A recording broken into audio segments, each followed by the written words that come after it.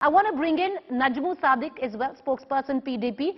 Najmu Sadiq, because a lot is getting lost in translation, I will just quote what Mehbooba Mufti said, and please allow me that.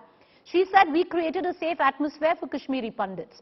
In 2010, 2016, during peak unrest, no killing happened. Now, this is the operative part, and I am quoting her, sir. The Kashmiri Files movie has also triggered it. Do you reckon that it is one film that has triggered the violence, Mr. Sadiq? It's Najmu Sadiq. I lost you midway, but I'll just, complete. So I think there are two aspects of it. One, as my colleague Imran earlier said also, that the total responsibility of what is, happening in Jammu and Kashmir, it directly the onus lies on BJP. Having said that, Jammu Kashmir, the political party, the major political parties in Jammu and Kashmir, kept all their political differences aside and went and met with LG Saab to express solidarity with the minority community and to express condolences and to present a united front against these selective killings. But what do we see in the rest of the country? When Muslims are lynched, when Muslims are killed, mosques are bulldozed. We don't see any of that solidarity happening anywhere in the world. We kept all our political differences aside.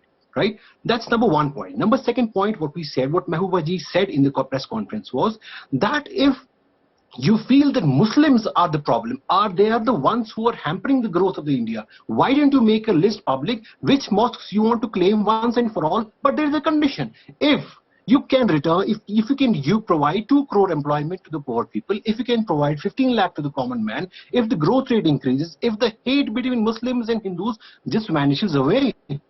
And I heard a bizarre argument from a BJP leader earlier who said that these Muslim architecture, they are a symbol of slavery and oppression which are still present there. If they are a symbol of slavery and oppression, what will happen to those architecture which were built by the British?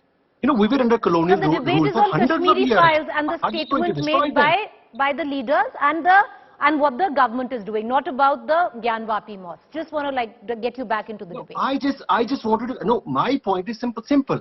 If the Kashmiri minority community has felt threatened and they have publicly gone and said that we feel insecure, what has government done?